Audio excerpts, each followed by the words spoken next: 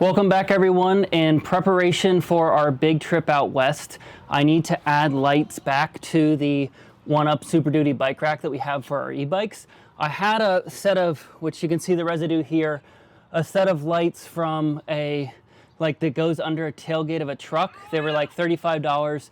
They were great when they worked, but they lasted about 4 months before they got waterlogged and the LEDs started going out. And the point of the lights here is that when we do have our e-bikes on the back, they have a big waterproof cover that we put on them just so they don't get trashed by dirt and everything. But it completely blocks the tailgate, the tail lights of the van itself. So the only thing you actually see is the lights that are on the bike rack itself.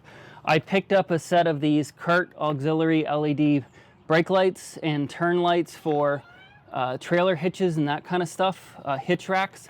I'm hoping they're bright. I'm hoping they're at least as bright as the incandescent taillights on the van, but we will see here shortly. But they were the same, about $35, and it was from a reputable brand, which is Curt trailer hitches and that kind of stuff.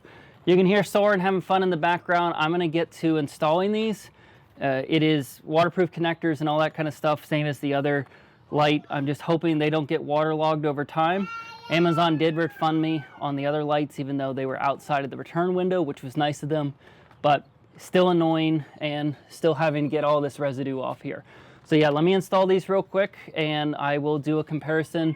It's very overcast right now. It's in direct sunlight, which I'm hoping they're still visible so we don't get rear-ended, because that's the whole point of having these on here, is to act as the van's main brake lights. And if I'm still not happy, I may add some additional lights like we had on our other van that are up higher, so they're not obstructed ever, but hoping these are bright enough. So the lights are out.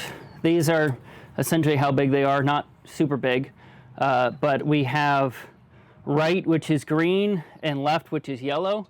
So my idea is to have them mounted like this. I'll see if I have enough run to hide the wires so it's on the pivot point itself. But that's a good call that it doesn't matter, because in order for it not to be hidden, it'll be like that. So I'm gonna wire these up real quick. I have a bunch of these double-sided tape things where zip ties go onto, and then we'll see how bright they are. So they are impressively bright for how thin they are. I would say they're as bright as like LED lights that are on trailers, like a standard set from like Harbor Freight or something like that. They're a tiny bit, at least in this overcast, brighter than the incandescent bulbs on the van. So that is happy. That makes me happy. But yeah, I can't complain too much. They're not as big as like a full light bar across here with turn signals built in, but definitely gonna get the job done.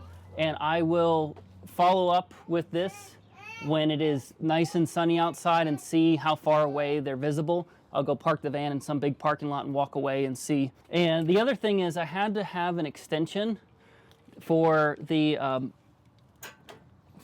hitch connector, but this hitch connector wire is easily like 4 feet. So it actually fits to where the plug is on the van. With the other set of light, it only came with like a 2-foot section maybe of the 4-pin trailer.